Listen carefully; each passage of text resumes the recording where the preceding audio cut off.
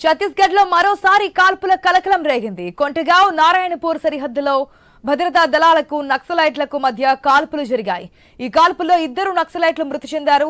ఘటనా స్థలంలో AK-47 rifle స్వాధీనం చేసుకున్నారు. కిలాం బర్గం ప్రాంతంలోని అడవులలో మావోయిస్టుల ఉనికిపై నిఘా వర్గాల సమాచారం మేరకు భద్రతా బలగాలు ఆపరేషన్ చేపట్టాయి. ఆపరేషన్లో భాగంగా కాల్పులు చోటు చేసుకున్నాయి. 2 నక్సలైట్ల మృతదేహాలను పోలీసులు స్వాధీనం చేసుకున్నారు.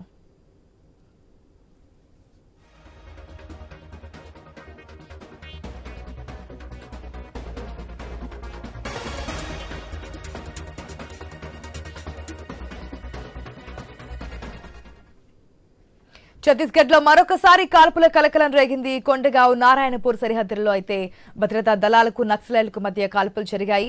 ఈ కాల్పుల్లో 2 నక్సలైట్లు మృతి చెందినట్టుగా తెలుస్తోంది. పూర్తి అప్డేట్స్ మా ప్రతినిధి నవీన్ ద్వారా తెలుసుకుందాం. Good morning Naveen. చనిపోయిన 2 నక్సలైట్లు కూడా కీలకంగా ఉన్నటువంటి నేతలు అన్నట్టు తెలుస్తోంది. దీనికి సంబంధించిన డీటెయిల్స్ ఏ విధంగా ఉన్నాయి?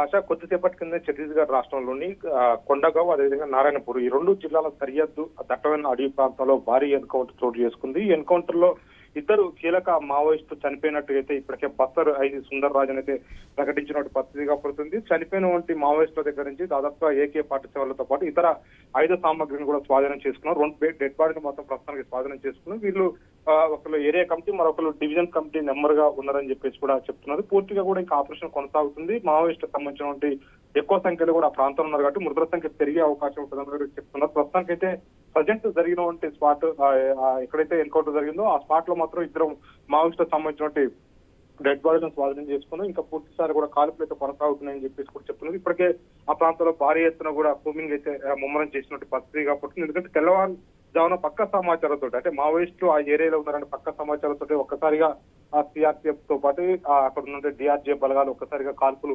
చేసినట్టు పరిస్థితిగా పడుతుంది. ఈ కాల్పుల్లో 2 మావోయిస్టులు చనిపోయినట్టుగా కొద్దిసేపటి కిందటనే బస్తర్ ఐజీ అయితే ప్రకటించారు. పూర్తిగా కూడా ఆ ప్రాంతంలో మొత్తం కూడా ఇంకా అలజడి వాతావరణం ఉంది. మావోయిస్టు కూడా మాపై కాల్పులు చేస్తున్నారు కాబట్టి ఇంకా మావోయిస్టు ఆ ప్రాంతంలో ఎక్కువ సంఖ్యలో ఉన్నదని చెప్పేసి కూడా భావించి అదనపు బలగాలను కూడా అక్కడికి రప్పించే ప్రయత్నం చేస్తున్నారు. ఎందుకంటే భారీ ఎత్తున కూడా మావోయిస్టులు ఉన్నారు. డివిజన్ కమిటీతో పాటు ఏరియా కమిటీలు కూడా ఉన్నాయి కాబట్టి ఖచ్చితంగా కీలకంగా మావోయిస్టులు కొన్ని ఆ డివిజన్ కు సంబంధించి సమావేశం జరుగుతుందని చెప్పేసి కూడా పోలీసులు భావిస్తున్నట్టు పరిస్థితిగా పడుతుంది. అయితే ఈ ప్రాంతంలో కీలక నేతలు ఖచ్చితంగా ఉంటారని కూడా పోలీసులు భావిస్తున్నారు. ఎందుకంటే ఇప్పటికే ఎన్కౌంటర్ లో చనిపోయినటువంటి DVCM నెంబర్ అంటే డివిజన్ కమిటీ నెంబర్ అదేవిధంగా ACM అంటే ఏరియా కమిటీ నెంబర్లు 2 కూడా చనిపోయారు కాబట్టి ఇంకా కీలక నేతలు కూడా ఆ ప్రాంతంలో ఉన్నారు. ఇతర దళాలకు సంబంధించిన దళాల కమాండర్లు కూడా ఆ ప్రాంతంలో ఉన్నారని చెప్తున్నారు. ఎందుకంటే 2 జిల్లాల సరిహద్దు ప్రాంతంలో జరుగుతుంది కాబట్టి ఖచ్చితంగా ఒక కీలక సమావేశమే నిర్వహిస్తున్నారని చెప్పేసి కూడా పోలీసులు భావిస్తున్నారు. ఇదంతా అబూజ్మడ్ ప్రాంతం అని చెప్పుకోవచ్చు. మావోయిస్టులకి